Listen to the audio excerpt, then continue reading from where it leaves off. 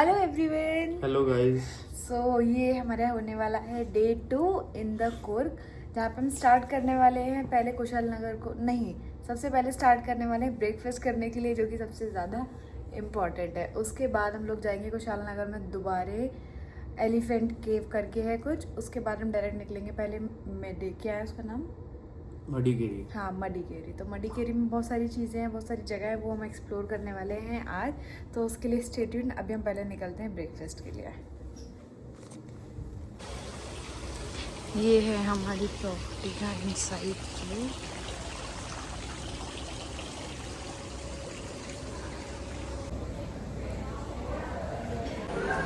यहाँ पे काफ़ी सारी वैरायटी है।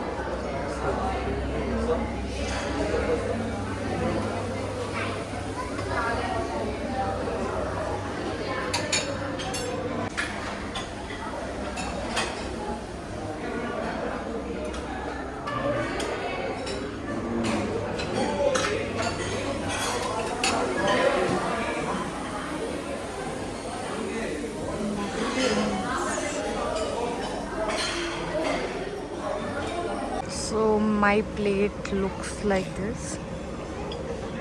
पूरा भर लिया है मैंने। इसकी इंडोर सिटिंग में ऐसे पूरा ग्रीनरी वाला लुक है।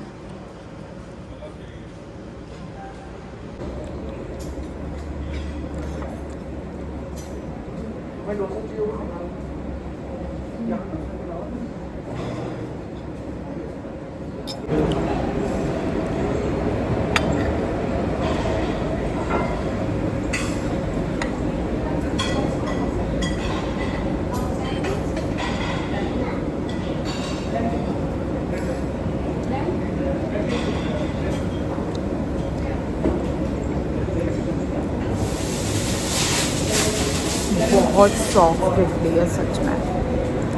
खाना इज अप्रूव्ड। क्विकली टूर दे देती हूँ क्योंकि हम लोग लेट हो रहे हैं। ये है यहाँ से हमारी एंट्रेंस प्रॉपर्टी की, और ये है इसकी यहाँ से एंट्रेंस। यही था, मैंने जो छोटा सा प्रॉपर्टी टूर दिया है, मैं आपको वीक के लिए यही दे पाऊँगी। हो पाएगा तो मैं कल पूरी कोशिश करूँगी। अभी हम लोग निकलते हैं।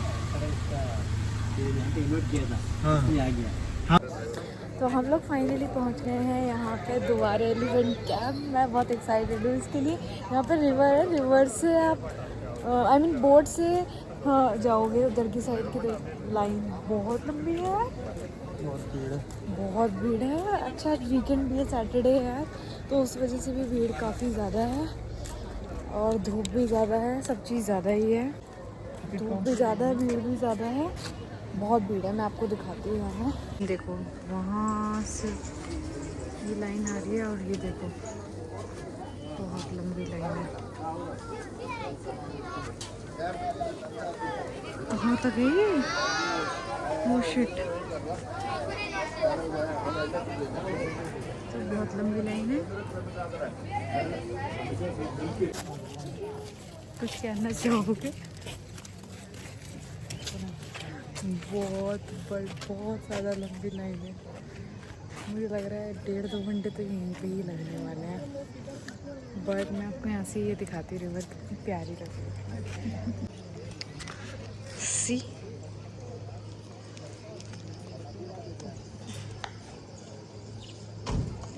और लाइन भी दिखाती हूँ, वेट।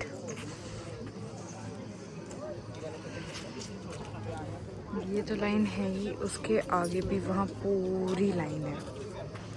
ये इंसान मेरे से बार बार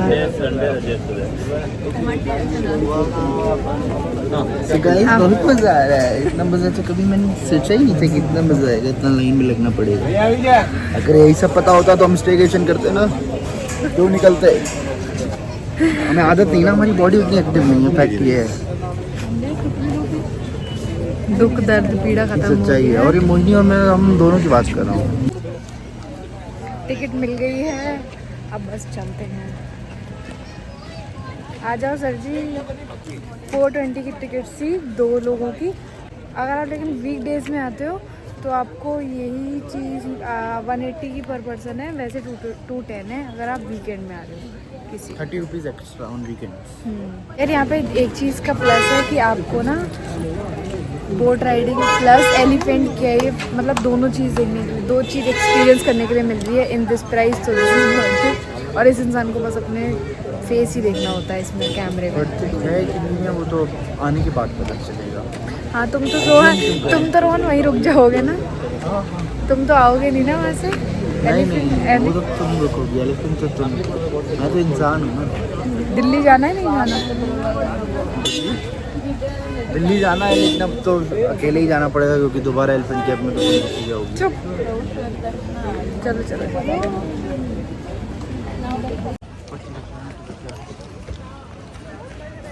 अच्छा ये है यहाँ पे बोट, इसमें बैठना है। चलो चलो चलो चलो चलो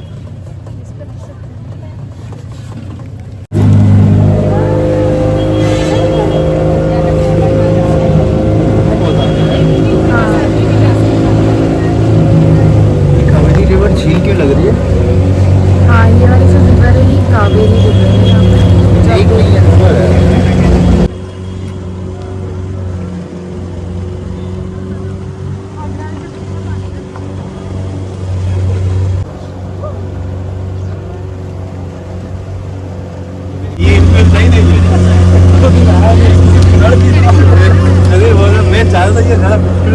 अच्छा हमको वहाँ पर जाना है।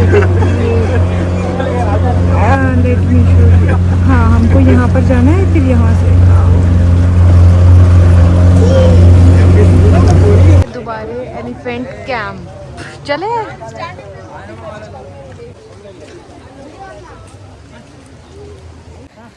बहुत ही अच्छा वो है, काफ़ी बड़ा है, ऐसे बना रखा है और वहाँ पर है एलिफेंट्स।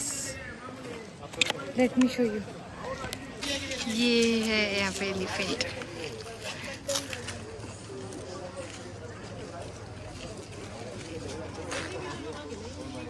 Oh my God. कितने एलिफेंट्स हैं? 29 एलिफेंट्स है, बताओ इसमें पूरा काफ़ी बड़ी है इसका मतलब है।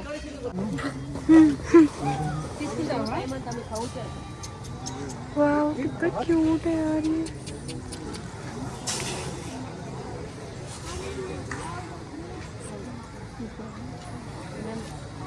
वाह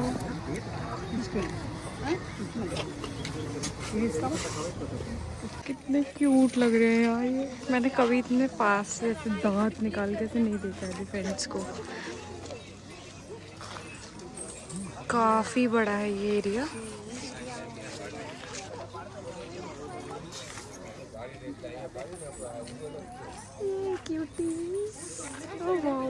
ये खुजली कर रहे हैं इससे। एलिफेंट का अच्छा एक एक्सपीरियंस करके आ गए हैं। बहुत भीड़ थी यार, सैटरडे संडे को सच में नहीं निकलना चाहिए। यहाँ पे पहले यहाँ पे लाइन थी, इधर जो ये पूरी दिख रही है ये वाली पूरी रो खाली हो चुकी है जाने वाली, और आधे टाइम की बहुत भीड़ थी। हमें मतलब जितना हम लोगों ने वहाँ पे टाइम स्पेंड नहीं किया उससे ज़्यादा टाइम हमको लाइन में लग गया था। बहुत भीड़ के हम लोग निकलते रास्ते में कुछ तो है जहाँ पे ये हमको दिखाएंगे, डैम कुछ है तो वहाँ चलते, फिर कॉफ़ी प्लांटेशन देख के हम लोग मेडिकल निकले। तो फाइनली हम लोग पहुँच गए हैं चिकोतले ऐसे करके कुछ नाम है इस डैम का। तो इस डैम को आपके साथ एक्सप्लोर करते हैं, देखते हैं। मुझे ना इसकी देखो ये चीज़ बहुत प्यारी लग रही है, उधर आप देख नहीं पा रहे होगे, ये उधर से ट्रीज़ हैं प्लस वहाँ पे कैमरा उतना जस्टिफाई नहीं कर पा रहा है। इसका व्यू काफ़ी अच्छा व्यू है। वहाँ पे है डैम वो जो दिख रहा है कुछ, तो वहाँ पर चलते हैं और वहाँ पे जाके देखते हैं। यहाँ से जो ये व्यू दिख रहा है ना, कैमरा भी इस व्यू को जस्टिफाई नहीं कर पा रहा है। और इधर साइड ग्रीनरी है पूरा, और इधर वाली साइड पूरा ऐसे ये लेक है, कोई तो लेक है इसका नाम मैंने बताया था, मैं भूल गई कुछ तो है। और उधर वाली साइड ये, उधर वाली साइड जो है वो वहाँ पे वो डैम बना हुआ है। उधर वाली साइड पे बहुत प्यारा व्यू है। ये है यहाँ पे डैम, ये बना हुआ है। हाँ यहाँ से व्यू बहुत प्यारा दिख रहा है। अब थोड़ा सा कैमरे में दिख भी रहा है एक्चुअल व्यू क्या है, बहुत प्रिटी लग रहा है। क्या आप लोगों को भी पता है कि कुर्ग को इंडिया का स्कॉटलैंड कहते हैं? बहुत ही सुंदर जगह है। पूरा ऐसे पैनोरामिक व्यू आ रहा है ना। तो मैं इस प्यारे व्यू को देखने के बाद तो कह सकती हूँ कि हाँ, we can call it Scotland of India. बहुत ही प्यारा लग रहा है ये panoramic view and my view.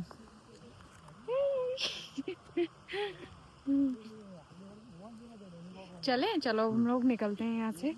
हम लोग वैसे रोहन के यहाँ पे चोट लग गई थी नहीं में, लेकिन अब इतना खुश हो गया है ये इंसान। इसकी खुशी देखो। फोटो आ जाए अच्छी 15-20-25 तो खुशी आई जाती है। मेरे से ज्यादा फोटो का शौक है इन जना को। बिल्कुल। चलो हम लोग निकलते हैं जल्दी, है ना।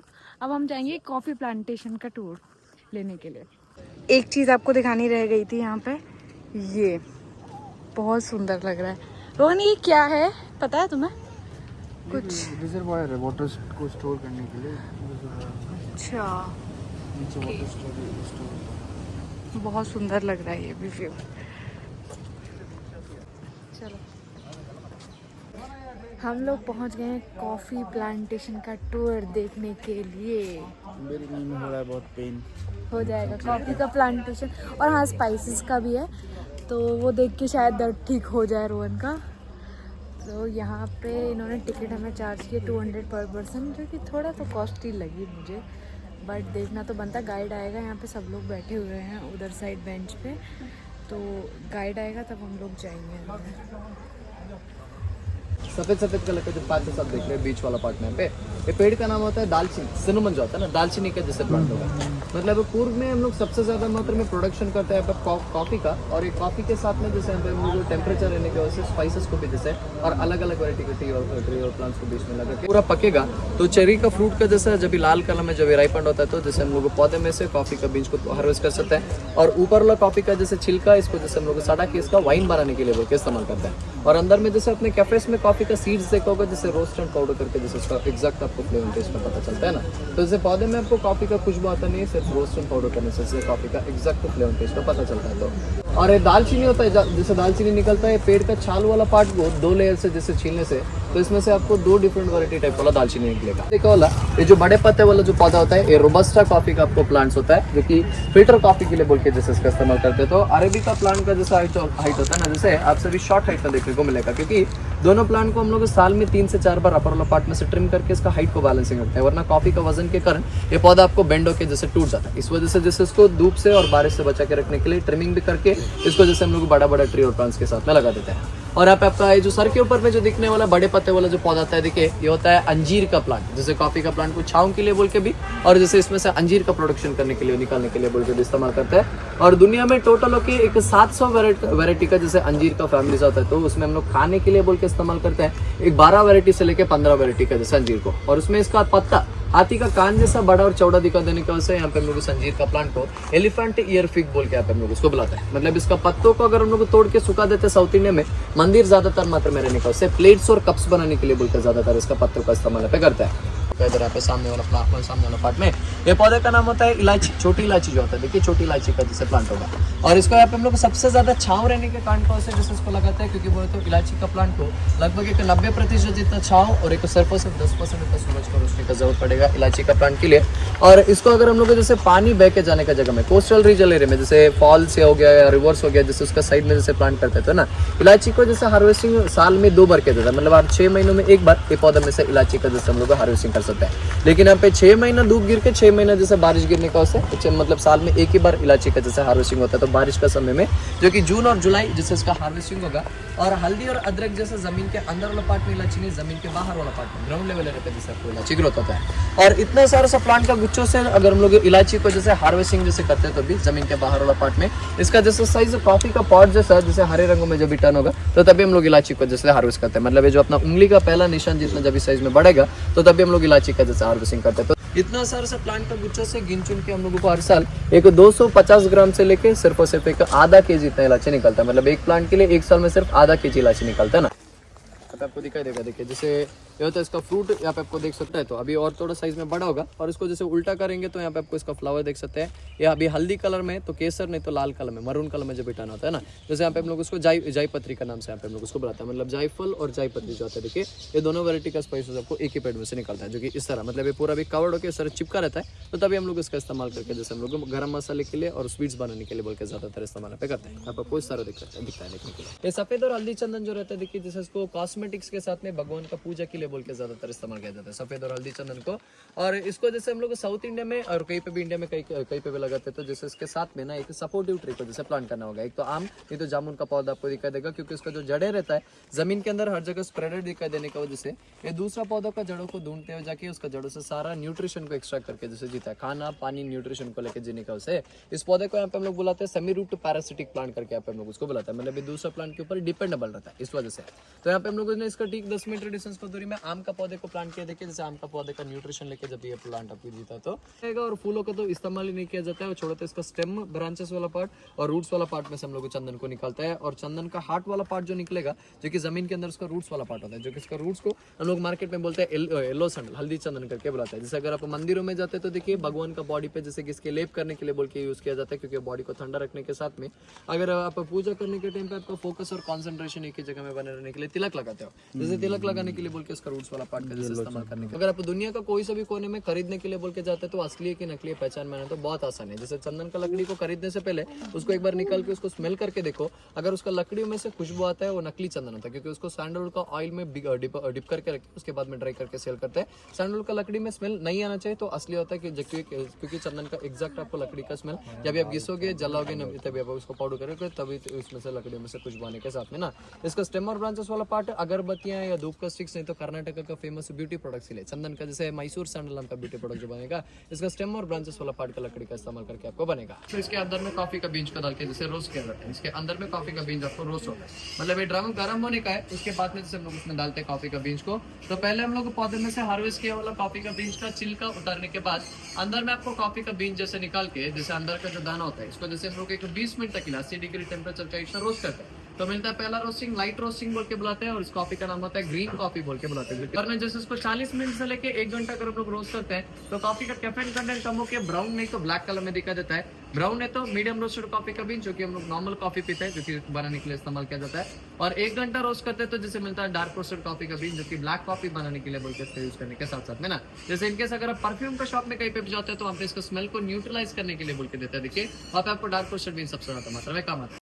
मशीन कॉफी का बीज को इधर गोल गोल घुमा के ठंडा करने के बाद में इधर से कलेक्ट करके नेक्स्ट हम लोग इस मशीन में कॉफी का बीज को ग्राइंड करके पाउडर करने के लिए बोलते हैं। आपको पाउडर का ओरिजिनल कलर का पता चलेगा, जैसे आप देख सकते हैं जैसे गोल्डन ब्राउन ये ओरिजिनल कॉफी का पाउडर रहता है। और इसका पाउडर को अगर हम लोग अपना हाथ में डाल के कितना भी हार्डली प्रेस करेंगे तो प्योर कॉफी का पाउडर चिपकेगा नहीं, फिसल जाता है तो असली होता है, मतलब ये रेत जैसा रहता है। लेकिन अगर हम लोग इसमें चिकोरी नाम का प्रिजर्वेटिव को जैसे मिलाते हैं, मैंने बताया था जैसे चिकोरी का पाउडर को थोड़ा लेके अगर आप लोग अपना हाथ में डाल के इसको हार्डली प्रेस कर दोगे तो कॉफी का पाउडर देखो मॉइस्चर लगने का उसे चिपक जाता है, जो कि इससे अपना कॉफी का पाउडर जम जाता है। कॉफी लेके तो टेस्ट कर लीजिए, जो कि अरेबिका रोबस्टा दोनों को ब्लेंड करके बना वाला 100% कॉफी होगा। और अब आपको पीने के बाद में लोकल के प्रोडक्ट्स के बारे में बता के देते हैं। ये यहाँ पे इन्होंने कॉफ़ी पीने के लिए दी है टेस्ट के लिए।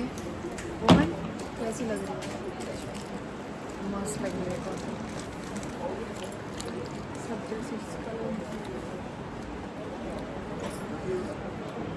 बहुत टेस्टी है, सच में टेस्ट वाइज अच्छी है कॉफ़ी का। सच में समझ ही नहीं आ रहा कि क्या ले क्या ना ले। बहुत वैरायटी है, बहुत सारी चीज़ें, स्पाइसेस वगैरह बहुत कुछ है, पता नहीं। अभी तो मेरी पीठ दर्द कर रही है तो कॉफ़ी पीती हूँ जैसे। हमने कुछ तो ले लिया है, रोहन को मंगा लिया है। यहाँ पे एक कॉफ़ी इन्होंने हमको पिलाई थी। किसकी थी रोहन? वो 2 कौन से मिक्सचर थे? अरेबिका और रोबस्टा का। हाँ अरेबिका का रोबस्टा का ब्लेंड था, बहुत मस्त लगी सच में। मैंने रोहन मजाक नहीं कर रही, ऐसी कॉफ़ी नहीं पी यार। कुछ कोई ज़्यादा कड़वी लगती थी, कुछ ज़्यादा ही मीठी लगती थी, कुछ का अलग ही टेस्ट आ रहा है मतलब। ये विदाउट चिकोरी है ना जो हम लोग पीते हैं। इससे हमें ना एक चीज़ पता चली कि एक चिकोरी होती है जो कि कॉफ़ी में डालते हैं, कि जब हम लोग कभी भी कॉफ़ी जैसे ओपन छोड़ देते हैं, कुछ ऐसे उसमें गीली चम्मच या कुछ भी डाल देते हैं तो एक मॉइस्चर आ जाता है जिससे वो कॉफ़ी पूरी चिपक जाती है, ख़राब हो जाती है। तो तो इसमें भी होगा कुछ तो मिक्सचर होगा थोड़ा बहुत, लेकिन वैसे उससे काफ़ी बेटर होगा ऐसा हमको लगता है। बाकी वहाँ पर घर पे जाएंगे बनाएंगे तब देखते हैं कि क्या होता है। तो चलते हैं अब हम लोग। मैं देख रही बहुत लेट हो चुका है हम लोगों को। हम लोग आ गए हैं अब अभी फॉल। तो चलो चलते हैं। दिखा दो।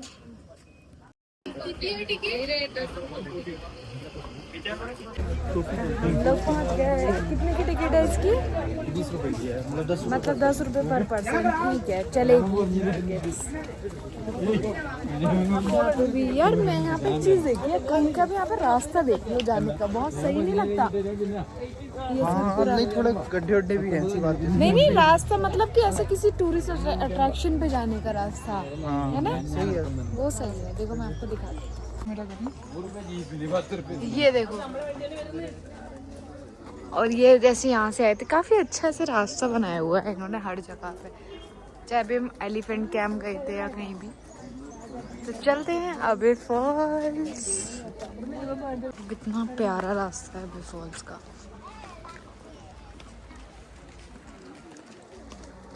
Let me show you the beauty of Abhay Falls. This is the beauty.